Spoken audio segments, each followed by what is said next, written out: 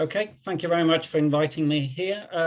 As Isolde alluded to, some of the early Horizon 2020 projects were struggling with data, and NanoFASE was certainly one of them.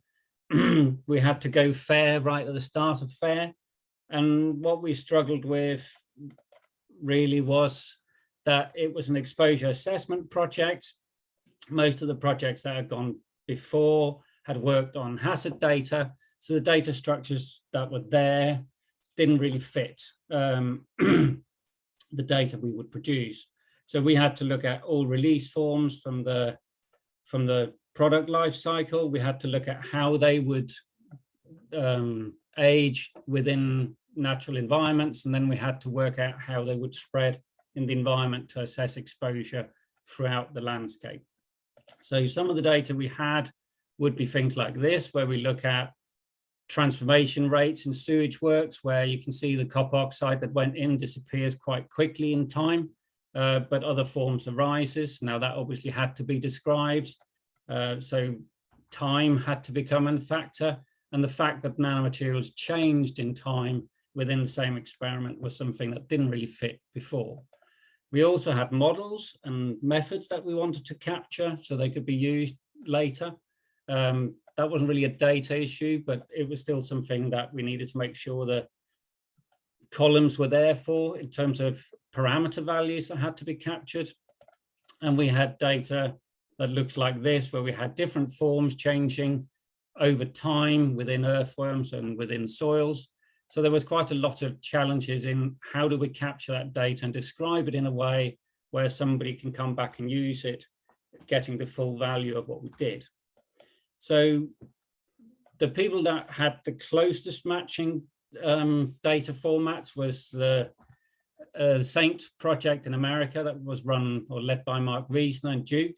They had the NIC that basically had these concept of instances where nanoforms could have different characterization states throughout an experiment.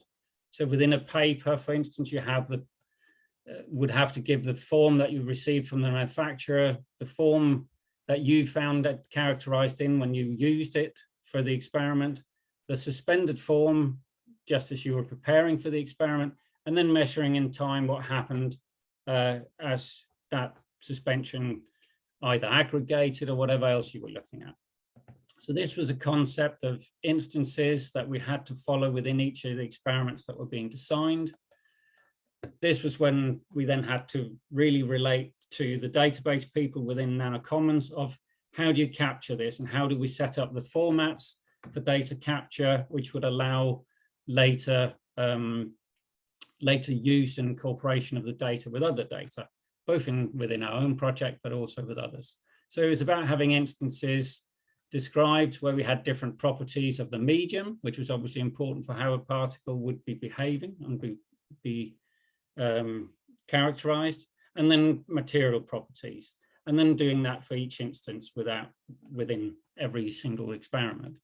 So we had to link that to existing ontologies, because otherwise we couldn't link to the hazard data. So we linked the NIC database ontologies to the existing ontologies.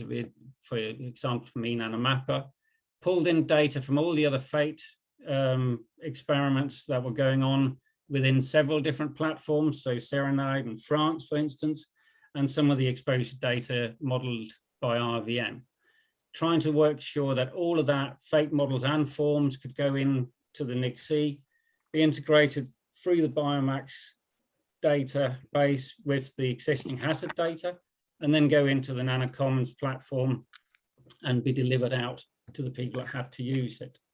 So that all worked fine. We have it here so you can find it in more detail later. If you go to the NanoFASE website, you can click on this diagram at the bottom, which is our exposure assessment framework. As you click on it, you will see multiple clickable elements. You can look at any of them you like, but the one you want for this is the data button down here, which if you click on leads you to the work package that Isolde led, which have links on in terms of how we did it in different environments. It has also further links to the knowledge base itself, looking at what metadata we had, how we used it, how the ontologies were linked with other parts, and again, are links so you can click to them. And then the important bit at the bottom is the data capture templates and guidance around those. So that's both a visual one and a text-based one, which is in this data chapter here. All the work was kind of then led in terms of data ingestion by TASOS traveling around Europe for a huge amount of time with each of the research groups. The important bit is don't underestimate this.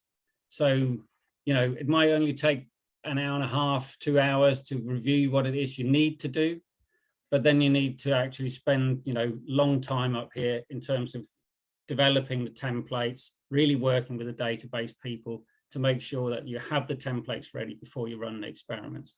And then you get to the long bit, which is the upload and curation, where it has to be done really by the people that have the knowledge.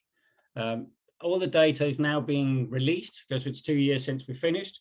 So it's being de-embargoed, and soon there'll be a button at the bottom of one of these pages where you can actually access the full database within the Biomax database, but also it will become apparent through the NanoCommons knowledge base. And that's it. Thank you.